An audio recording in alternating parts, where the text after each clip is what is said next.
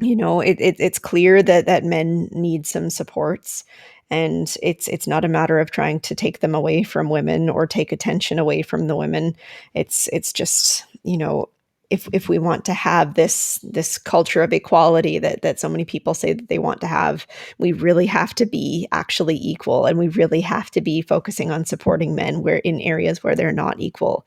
And this shouldn't be seen as a problem. This should be seen as these are people that we care about that deserve human respect and kindness just as much as anybody else.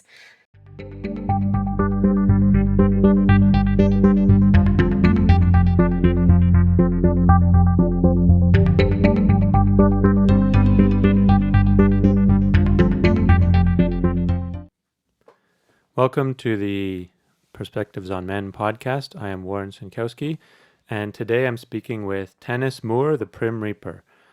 Tanis has the Prim Reaper YouTube channel, and in addition to that, she is a volunteer with the Canadian Centre for Men and Families in Calgary, Alberta.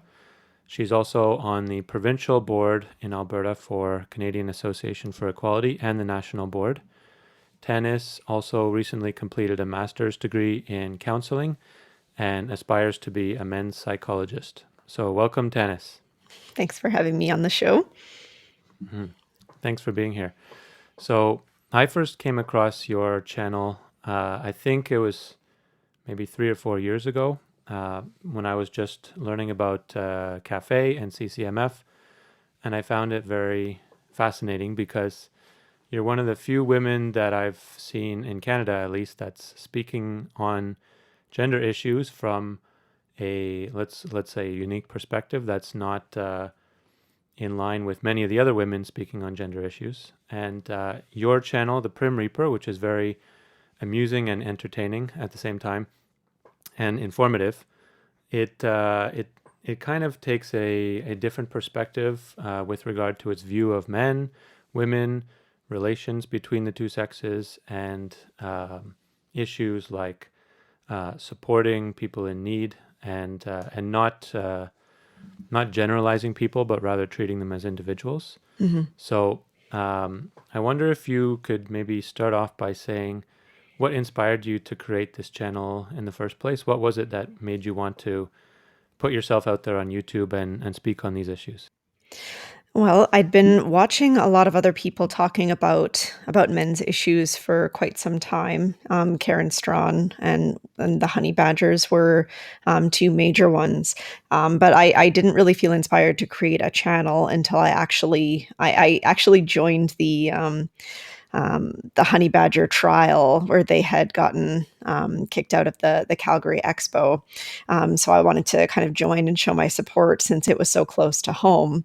And just getting to talk to them and kind of talking a little bit about my own perspective, they kind of said that I should be talking about this sort of thing. So I said, why not? It could be fun. So I figured I would just give it a shot. I had some personal experience in dealing with the subject in my education.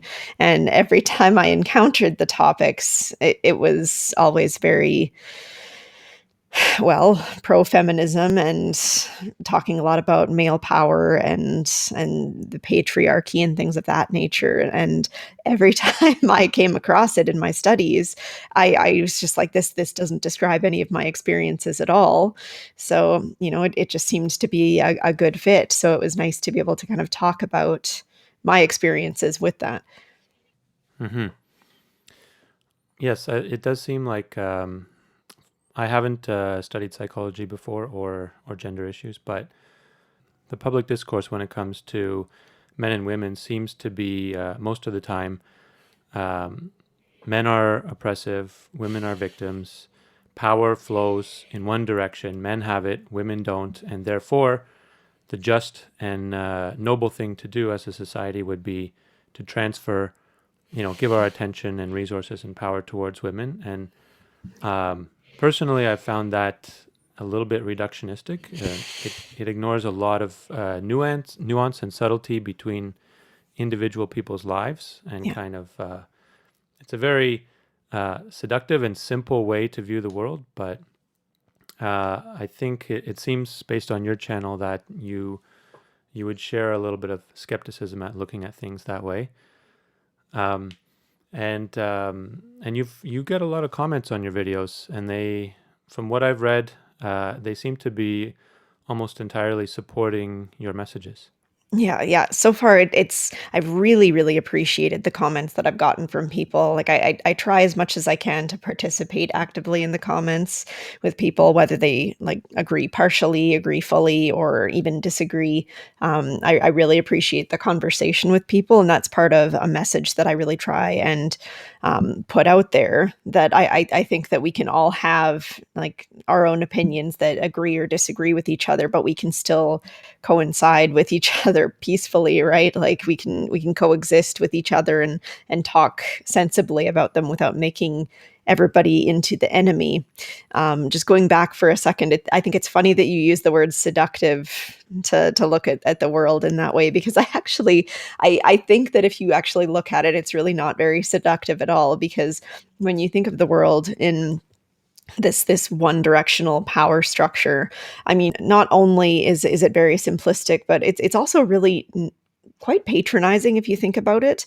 Like I think that it's funny for a movement that talks about female empowerment, how much a mindset like that just, it minimizes female power, and it makes women out to be victims, and it doesn't really align with anything that I have actually seen in women, because I know, obviously being one myself, and I know many strong women who would not say that they have been held back by any men in their lives. I know I myself have found the men in my life to be very supportive and like kind of an inspiration for me. So it's I really think it's needlessly divisive and patronizing and just negative. It's this really negative worldview that I don't align with at all.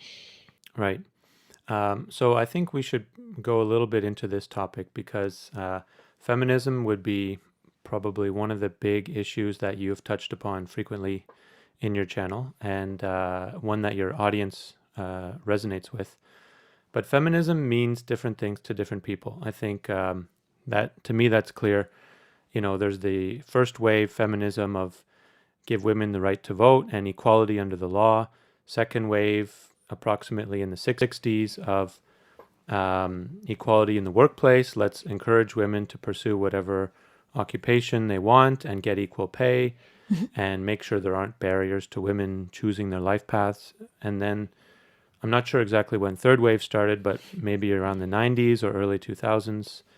It seems to have shifted into something different from those previous waves. And the people who are critiquing feminism, what I've noticed in our generation, it seems to be this latest iteration that they really take issue with most.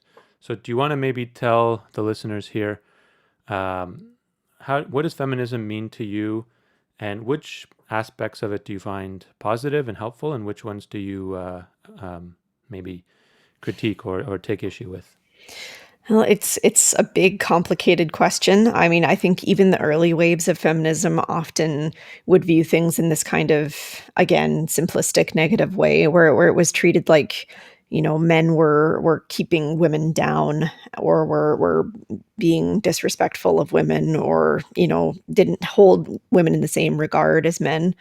And I don't think that was ever really the case. I think if anything, like, women have kind of always been on this high pedestal, and you can look at women's position in a negative way. You can also look at it in a positive way. Like, they weren't expected to have to work. They were able to stay at home and to raise children, and or to do that kind of thing. And I just think that it's a very simplistic way of thinking to think that women have always been in this kind of lower position. I really think that it's just a different position. Like, you know, but in general, I think in particular lately, it has become much more aggressive. And so, like, you'll have people saying, oh, we need to smash the patriarchy, and they'll list any number of things as being under the patriarchy. They'll list like the pay gap, for example. The pay gap is a really common one, even though it has been long demonstrated now that it results from people making different choices in the workforce, whether that be, making different choices about which career they want to go into or how many hours they're willing to work, and things of that nature.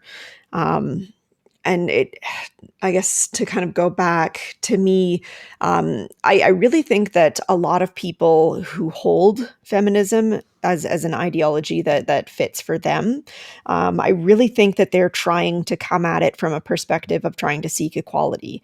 Like I've been saying a lot of this to a lot of people lately. I really think that a lot of people are doing the things that they're doing because they want to try to help others.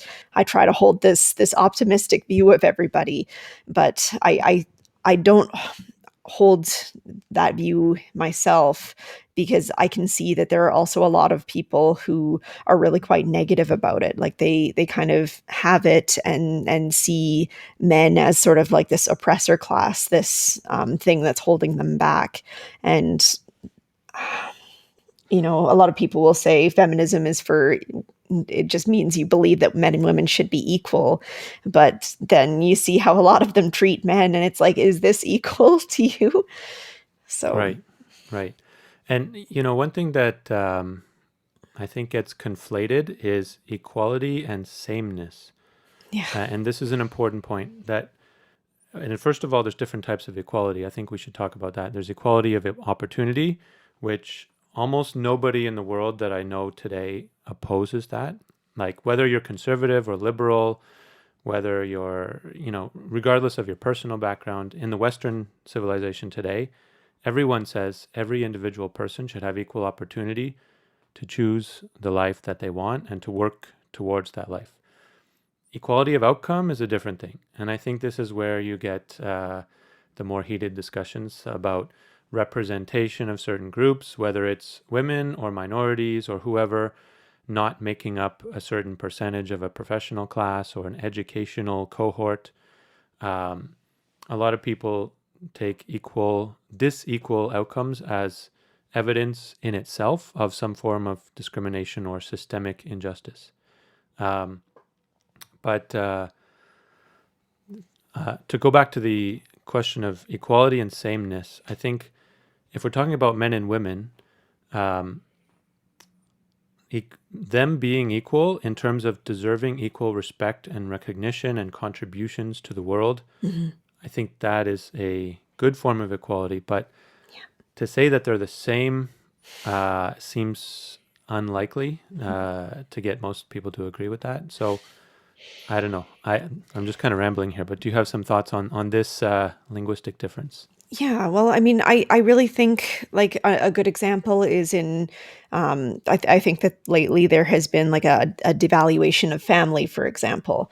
So a lot of people will say, oh yeah, women should have the right to go for those high status careers, and they talk as though like women are expected to stay home and raise the children, and to do the second shift or whatever, as though raising children at home is holding them back from their true aspirations of career, going out and doing the grind, right? Like, and I think that there's this expectation that um, women should really want the exact same things in life as their male counterparts. And I think that, some women might want that, but I think that there are a lot of women who do aspire to, want to raise children and care for their families. Like, I think that a lot of the times people will have different goals. Like women may be less likely to work overtime. They may be less likely to work those really high stress jobs that pay a lot, because they'd rather have more time at home with their families. These are just general trends. It's not necessarily saying that, women are better suited to do certain things. Like, I'm not making any statements like that, but I'm just saying, if you have on average more women who want to work fewer hours and to stay at home and raise children, wouldn't it be more oppressive to demand that they don't do that, or to devalue that kind of work and say, no, that's just the patriarchy that says that you want those things, rather than, this might be just a genuine desire that you want. And I really think that trying to portray these things in this negative light is making a lot of women feel this kind of pull in either direction, right? And now a lot of people are really not certain which way to go, because on the one hand, they might want to have a family. On the other hand, they might want to have a career, and now they feel like they're pulled in two different directions. And I don't know. It's a complicated subject, because, they would probably just go ahead and say in the background, oh, well, it's the patriarchy making you feel like you want to stay home and with the family. So, Yes, the patriarchy, that familiar boogeyman that's kind of the always hovering like a cloud over our heads, right? yeah. Um, but when it comes to equality of outcome, I agree with what you said. The expectation that someday through progressive action we will achieve a state where all men and all women are equal in every possible way. To me, it seems idealist and utopian. Like, we don't even have anything close to equality between men and men, or between women and women. There are class and wealth and power gaps that are enormous between, even if you take a subset like straight white men, or any other subset. Some of them are enormously privileged and powerful, and some of them are at the very bottom of the social hierarchy. And if you can't get equality amongst them, how are you going to get it between, like, the entire population on a gender level? Yeah. Well, even then, it's kind of this, this really ubiquitous concept in general, right? Like, you think about it, it's like, what about, two men who each have $1 million, but like one of them is depressed and longing for more, where the other is like overjoyed or something like that, right? Like, you can have like technical equality between two people, but they still lead very different lives. And it's kind of like, it's like we're reaching for a phantom. It's it really is this Hmm. idealistic viewpoint, but I think that fixating on it and really demanding, like, down to like the very nitty-gritty details of it, of everybody in the world, is just unrealistic. And I think, maybe some people are still just really pushing for these, whatever their idea of equality is, just because they feel like they need some kind of dragon to fight, right? But Hmm. I I Right, think that in general, we're kind of focusing on the wrong things. right. Now, on your channel, when I was going through some of your videos, one of the themes I noticed is you really put an emphasis on the spirit of engagement between men and women and how it needs to change. I think nobody would doubt that there's a lot of friction in gender relations nowadays, and the um, the amount of trust between men and women seems to have gone down for various reasons in the last 1 or 2 decades. And a lot of people view it as a zero sum game where supporting men who are going through difficult times, or they're struggling in life, is, some people view that as taking things away from women, because according to them, the so-called real victims are women, and men, because of their privilege and their power, they don't need help. Yeah. But in your videos, you've taken an approach that's very much win-win. It's kind of, we can help both without having to go against either gender. Yeah. And I found that interesting. Yeah, well, I really think that, and, not just in the gender relations, but even in politics, and in general relations between people, there's this very adversarial, like, you're with me or you're against me kind of thing. And I think it's it's really sad to kind of see how this has gone. I really I was raised primarily by my father, which probably explains a lot. But I was raised in very much a way where it's like, we can talk and have different perspectives, but we can still get along with each other. And this was modeled in much of my family growing up. Like my dad and his brother are as different can be, but they're like still very close, and you can watch them have a discussion with each other, and it's still very positive despite being completely different perspectives. And yeah, I really think that this whole idea where, if you're supporting men, like you're automatically not supporting women, like it's nonsense, right? Like, sure, I might only have so much time in a day, and therefore I personally am choosing to dedicate my time to working with men's issues because I feel like not a lot of people are.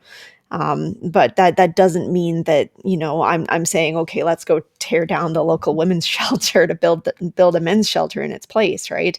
I think they're both extremely important things, both men's issues and women's issues.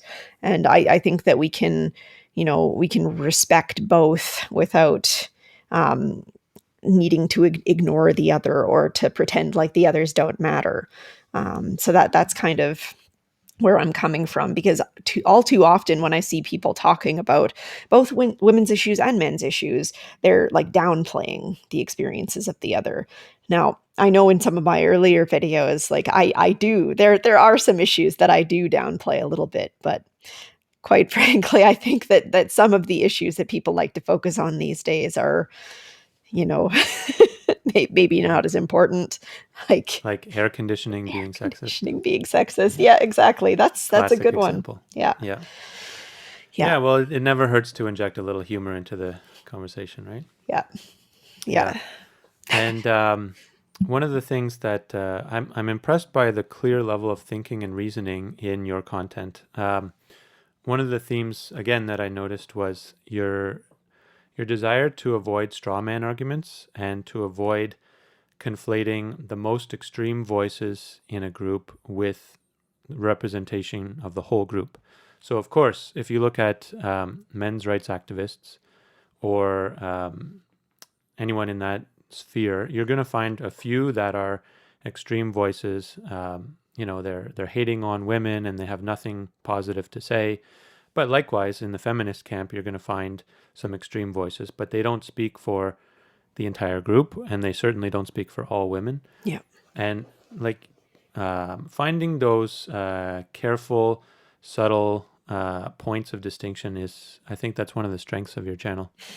I really appreciate you saying that. It's something that I feel quite strongly about, and I think it's really really important to point it out on both ends, because like a lot of the times people will say, "Rah, look at this crazy man hating feminist who's saying that all men should die and these terrible things," but then they'll be supporting channels where like these angry men are then saying, oh, all women are bitches, or all women are this, that, and the other thing, all women are like that. And it's like, well, you can't criticize one while still be positive for the other one, right? It's really important to call it out on both sides, because I think without a consistent worldview, then all you're doing is just setting yourself up for getting into a like an echo chamber style mentality, right? Where your side can do no wrong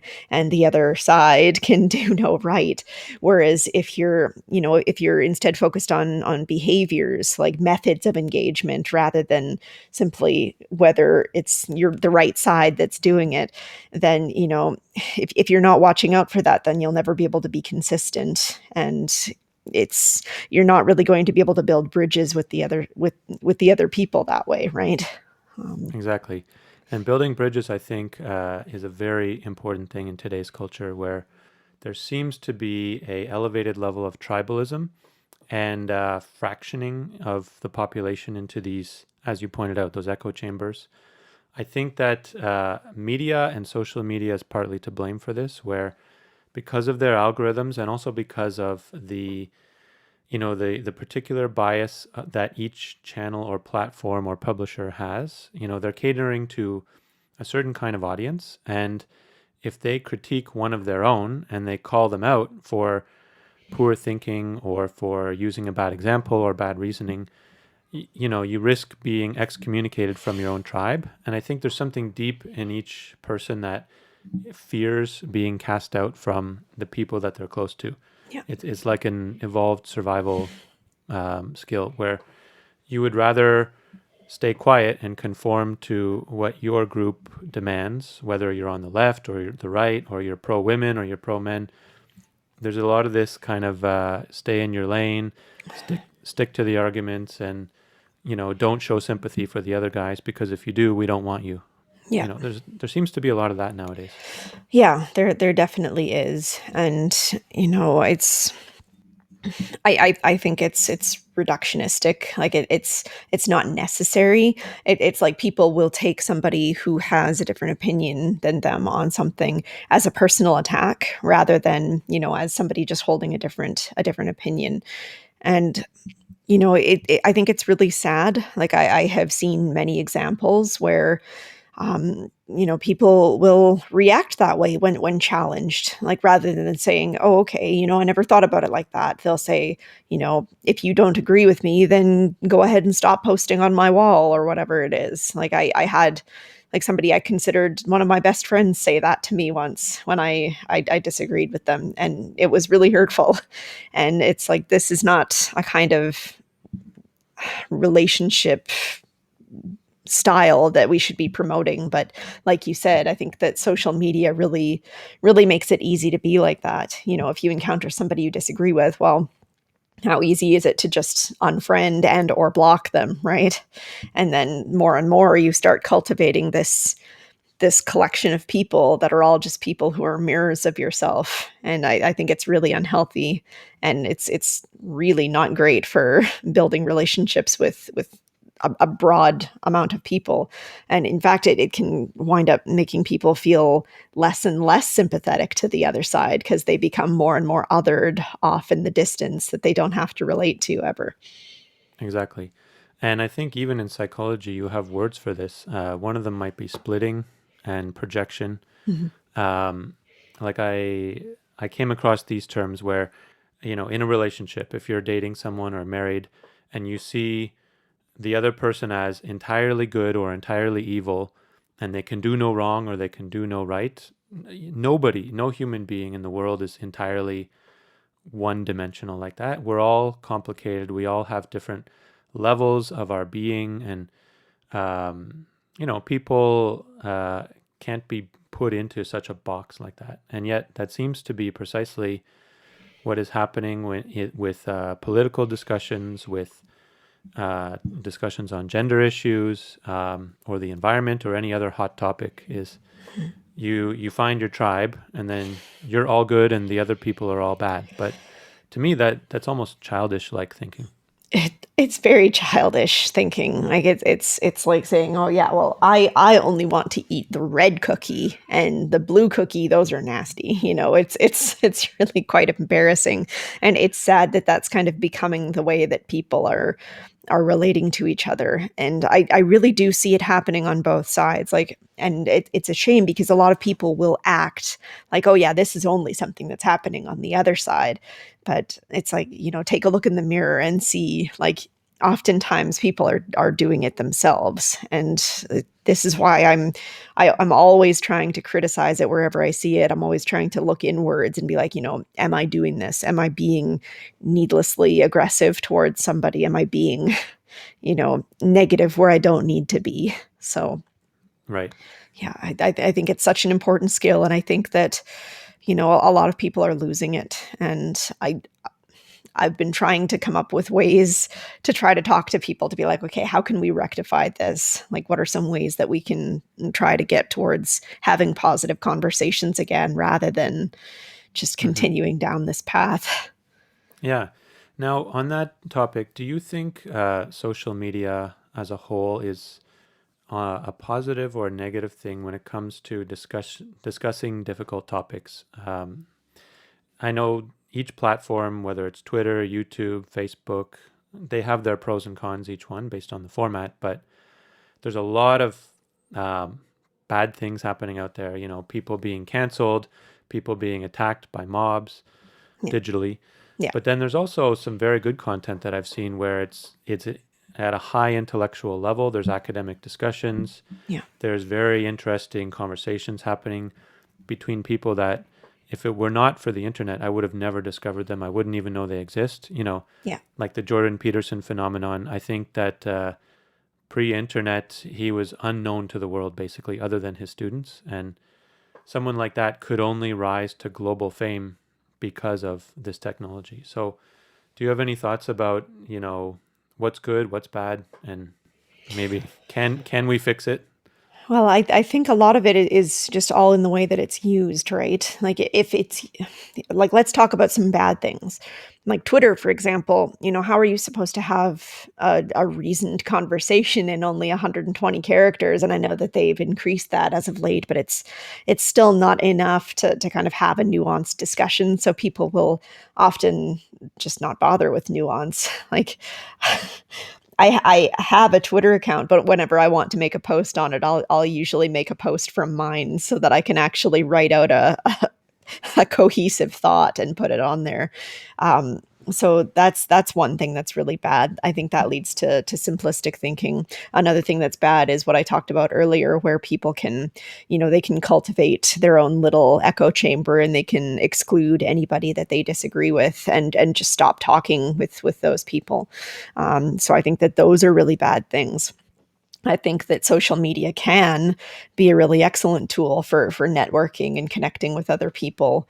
But like if we're like, okay, so say you have Facebook where it may be like censoring some of the bad political party or something like that, like where Donald Trump, bless his soul, was kicked off of social media, Everything, every platform, and it's just like, okay, even but that's, Spotify. yeah, but that's just, like that's just gonna flare up his supporters and be like, look, he was right, they were kicking him off, and it's like, well, we can see the kinds of things this guy is saying, and it's like, I think that having those tweets were often like, okay, well, now we have a way of seeing what's going on with this guy, right? Like we can look at it and we can criticize it for what it is, rather than just being like, no, that this guy is too evil to exist. We have to completely brush him off the internet. So like the canceling thing of people that we disagree with, I think that's a really bad thing.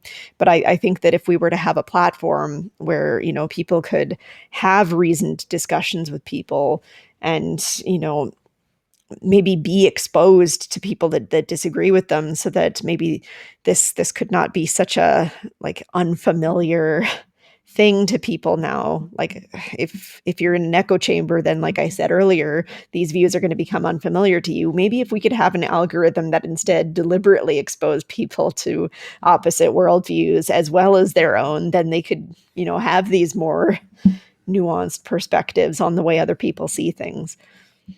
Yes, that would be interesting. But I think you would have to design it in such a way that you take baby steps, and somebody who is radicalized in one particular direction, you maybe drop a few hints that maybe some of their opinions could use some context, and there's other information they hadn't been aware of, Yeah. or there's different ways of looking at that issue that they hadn't seen before. Yeah. But being self-critical, which you said a minute ago, I think is a very important skill in the world today with the media landscape, that it's easy to find confirmation bias if that's what you want. Yeah. It's easy to find an ego boost for your present belief structure. Yeah. But you don't really learn anything by hanging out with people that just think the same as you all the time. Yeah. You only learn by engaging the other and trying to have a dialectic where you approach each other's positions with curiosity and within intrigue or a desire to learn rather than a desire to just beat them into submission. Yeah.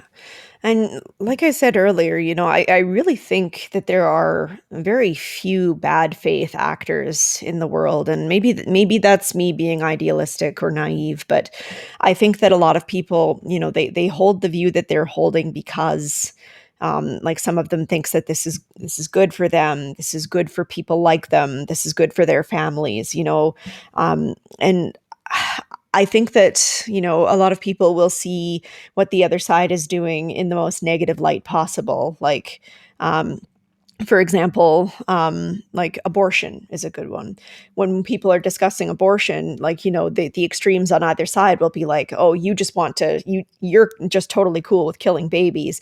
And the other side will be like, oh, you're just wanting to control women's bodies.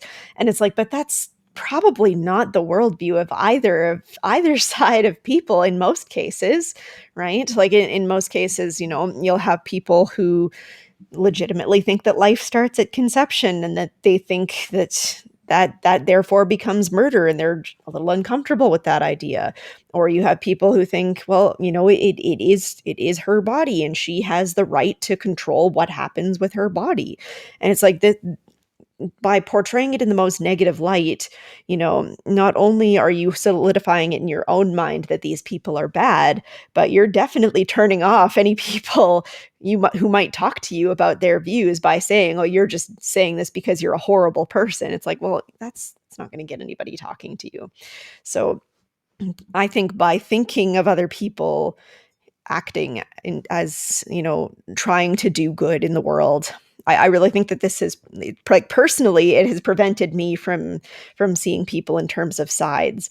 It's like, okay, why do you believe what you do? Okay, so you think this because you're trying to protect your family, or you're trying to care for those that you think are disadvantaged. So I think that by doing that, that has really kept my mind open to other perspectives a lot of the time. Yes, exactly.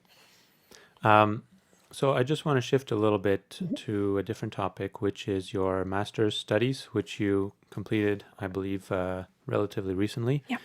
And this was in psychology, Mhm. with a focus on counseling. I believe you did some counseling work as part of your practicum. So you are working directly with men in a clinical practice. Um, do you want to maybe give us a brief intro to the kinds of things you studied? What are your particular topical interests within psychology, and what you hope to do with this degree? Well, I mean, the degree itself was rather generalized. I took an online degree, and this was even before COVID hit, so that was actually fortuitous in a way. But it was just easy for managing work and family and school at the same time. So in my degree, it was pretty general. Like I studied different methods of counseling, just kind of, you know different techniques of talking with people. And then, unfortunately, there is the whole ideological aspect of things that is kind of injected into all the social studies and humanities fields now. Um, and actually, incidentally, that course was rather interesting because I found myself actively trying to post like disagreements in the forums with other people. So I found it fun, and that was actually a really great way to hone my skills at kind of talking with people in what I feared was kind of a bit of a hostile environment to other thinking. So you kind of have to get used to treading lightly.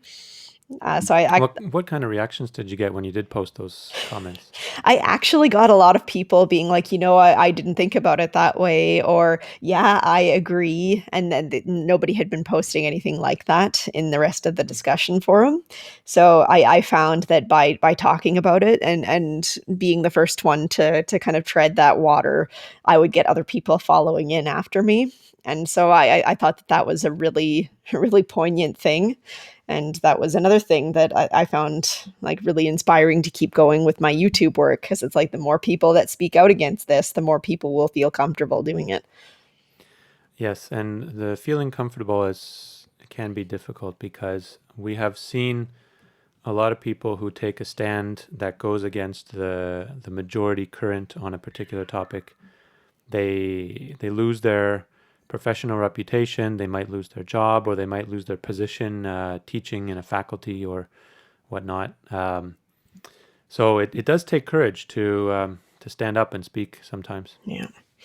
And Yeah. I think the way in which you speak out too is also, you kind of have to be careful in the way you do it. And that's something that I've always kind of tried to hone, right? It's like I try to say things in such a way where it's like, I might be disagreeing with the popular narrative, but a lot of the ways I say things is like if you disagree with what I'm saying, then you're kind of outing yourself as being a bit hateful yourself. So it's a very careful line that I walk, but yeah, I think that I've done quite well so far. Like I've been comfortable enough to, talk with people like at my work. I talked with people at my counseling practicum about my YouTube work, and it was, it was mostly fine. Like there were people who disagreed, but it was not in such a way that it was serious. So Hmm.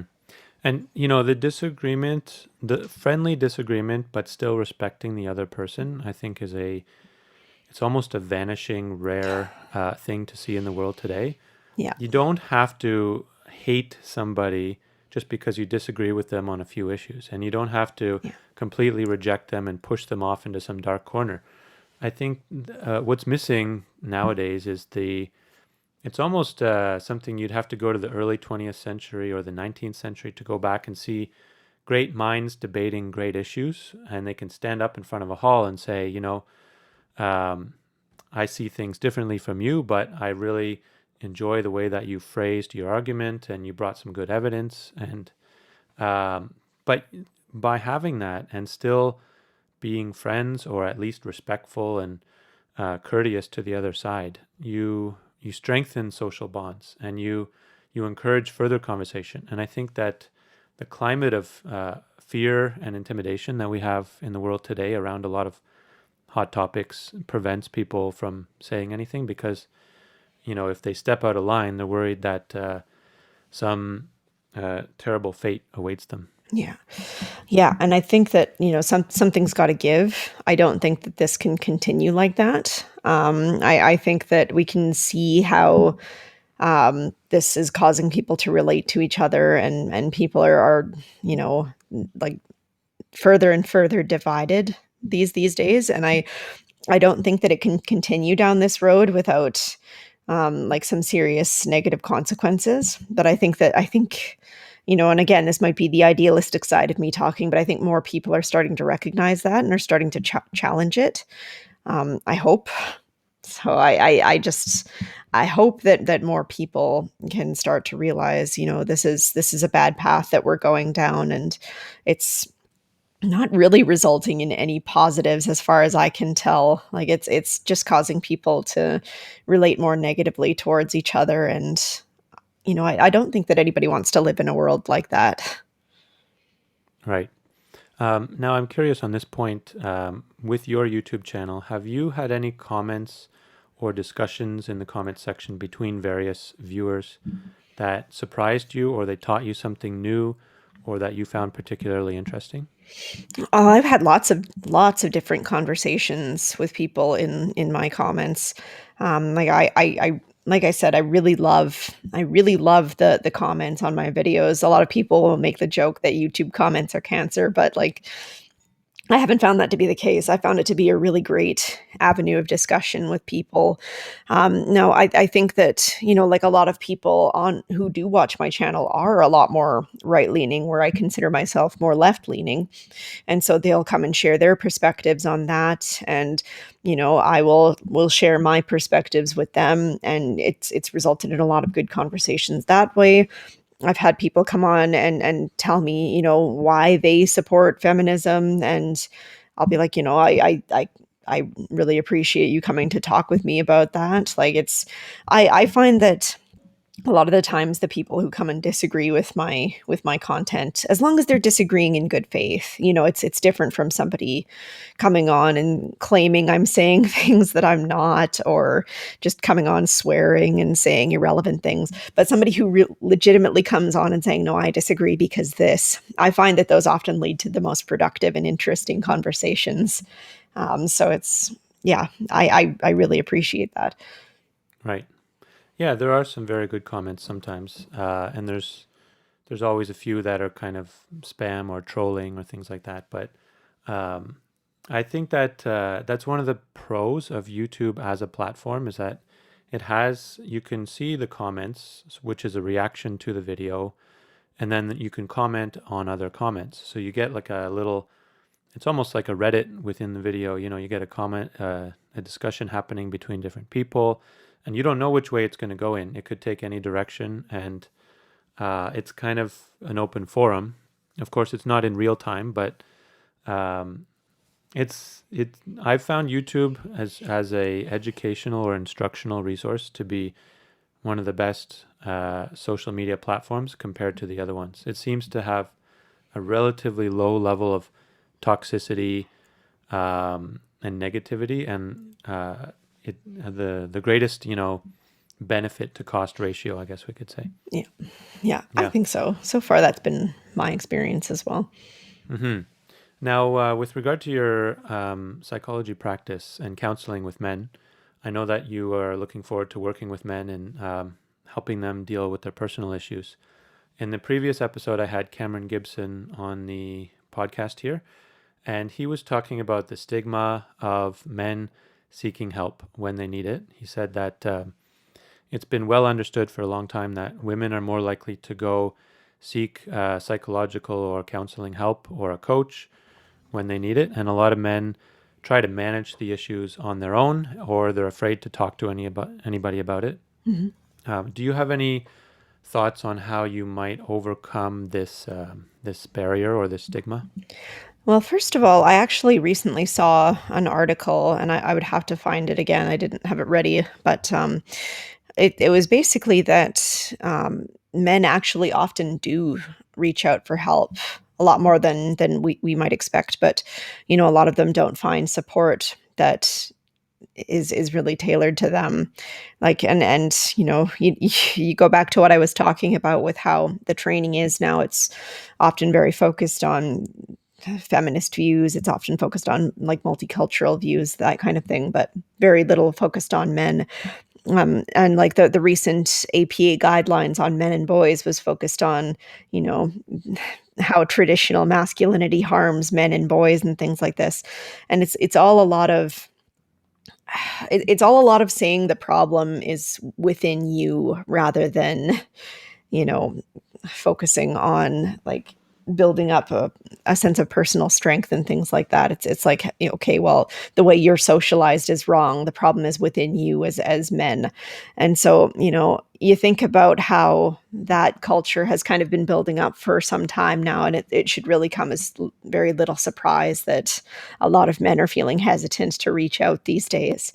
But as for overcoming that, I really think that, trying to build a culture where, we really place men in high regard, where we want to treat them with dignity and respect, like what we're doing with CCMF in Calgary right now. I really hope that will kind of attract people to want to come and reach out for help in that area. Now I know that's like, should I ever become a registered psychologist? Like, I know I'll only be able to practice within the province of Alberta, but like, I know that there are men like all over the world who come to like watch my YouTube videos and things like that, who say, like, I really appreciate your message. I really appreciate this positivity that you're relating to men with, because that's so difficult to find, right?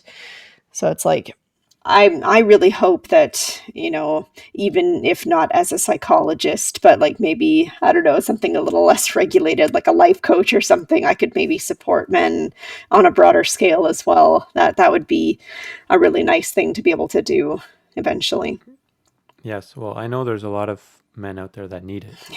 And there are few online resources specifically for men, which is one of the reasons why I wanted to start this podcast, is to get more conversations going and to spread the word that if you are a man going through difficulty and challenges and struggles, you don't have to suffer in silence and in isolation. It's not a sign of weakness to go talk to somebody. I think it's a sign of courage if you say, hey, I've got a problem. I don't know how to cope with it, but give me your ideas, give me an action plan, and then together we'll solve it. Like that, to me, that's the right way to go. It's positive. Mhm. And I don't know. It could be a whole discussion as to why men are more hesitant to talk, or why when they do talk, it's not well received. It might be an evolutionary thing that, going way back in history, if you were a man who was weak, you just wouldn't survive because life was brutal and harsh back then, and you had to just suck it up and do your job and man up, and that was kind of like that was reality, that was nature, right? But now, I think that kind of survival skill, this extreme, harsh, this kind of like the negative part of Stoicism, where it's just keep it all to yourself, don't talk about it, and don't show any emotion and don't express that part could be softened up a little bit, because I see it as almost like a mechanic reference. Like your mind and body is like a complex machine, and if a part of it is broken down or it needs maintenance or repair, it's in your best interest to go seek that out. Yeah. Well, I think too, it's also on the responsibility of the service providers, to be able to help the men who do reach out in the way that they need to be helped, right? Like the last thing that a man who is struggling needs from anybody is a reflection on like toxic masculinity, or or like how he's doing things wrong, or how he has power and privilege in the world, so something like that, right? Like I think that Yeah. like it's really important that that people who want to actually help men know how to effectively help them, and not just treat them as like the exact same as women, because a lot of men, they do need different things than women. And so I really think that a lot of the psychology programs out there should have like more of a distinction on how like certain people might need to be helped, right? Like we're doing it now in like different cultures, and acknowledging that people from different backgrounds may require different things, and that's excellent. But I think that it's also even just along gender lines, we have to stop treating people like, oh, just come in and talk about your problems is going to be equally useful to both men and women. Yes, and even the sitting in a chair one on one talking to somebody, that approach doesn't work for everybody. I think that a lot of men, they seem to need to do something physical or to take action, Yeah. because the purely conversational approach, they see it as a little bit lacking in something, or it just doesn't resonate, Mhm. and they want to solve problems rather than just talk about problems, right? Yeah. So yeah, I think that there's a big opportunity in the field to evolve the clinical approaches, and to develop new ways of treating and helping men that align with their particular needs and their styles of learning and their styles of healing. Absolutely. Yeah, and Hmm. I really think so. And that's what I'm really hoping now. Like in CCMF Calgary, we're actually just starting up our counseling program, and we're going to be starting up with some students in a couple of months here, and that's really exciting. So I'm That's hoping great. I'm hoping that we can build a program that's really targeted to help men. Hmm. So since you are involved with CCMF and Cafe in Alberta, do you want to tell us very briefly about what different programs are running in that province? Because here in British Columbia, we're a little bit behind. We don't have a physical center opened yet, although we're fundraising to do that right now. Um, and you have a center in Calgary that's open. So men can actually go in there and talk to people face to face, and they can get different services. Do you want to give us maybe a little background on that? Yeah, there's actually a number of different programs. There is the buddy coach program where like men can be paired with like an experienced coach, like who has kind of been going through the problems that they might have been going through, who can provide like an ongoing support. We have the men's peer support group, which is like groups of men kind of talking and supporting each other and kind of sharing stories. We have the support group for like male victims of domestic abuse, because like there's actually very few supports for like male victims. It's primarily targeted towards female victims, so that's a really great program that's going on. We have the legal clinics as well. A lot of the men going through our center are going through like high conflict divorces. They may be experiencing parental alienation, all kinds of things involving like the legal system. So these legal clinics are there to help with that. And we've also started up the one-to-one counseling program just a few months ago. So currently, right now, we have a provisional psychologist who is seeing people on a pay-what-you-can basis. We're going to be having students in the fall here. As somebody who is sitting on both the provincial and the national board, I can't be working with them as a counselor myself. Otherwise, I would be. But yeah, so those are kind of the programs that we're doing right now. But we're really hoping to continue spinning things up, and right now, we're really trying to put ourselves out there and make connections with other agencies, so that way we can keep getting more and more people funneled towards our services. That's fantastic. So you have a lot of things happening Yeah, for men in very different situations that could need to access those. yeah, absolutely. That's great. And I just want to ask you a little bit of a geographic question, because I was at the 2018, I think it was, National Convention in Calgary for CAFE. Yeah. And I met you, and I met Karen Strawn and a bunch of other volunteers. But Alberta as a province, if you're Canadian, we all know that it's a largely oil and gas resource-driven economy. Mm-hmm. And in 2014, approximately, there was a huge crash in the price of oil, and that hit the economy of Alberta particularly hard. And I remember a presentation where they said the suicide rate 1 year later, starting in 2015, went up. There was a spike in suicide, and I imagine also in things like divorce, domestic violence, and drug and alcohol addiction. Because when there's a big unemployment rise, a lot of men who might happen to be primary breadwinners for a family find it very difficult to cope with that. And have you seen, during your time as a volunteer, have you seen that wave of men in difficulty in your province coming up, and how have you engaged with it? Well, I mean, as a volunteer, to be honest, I haven't been working a lot with the clients at the moment. I've been working more on the back end, spinning up the programs.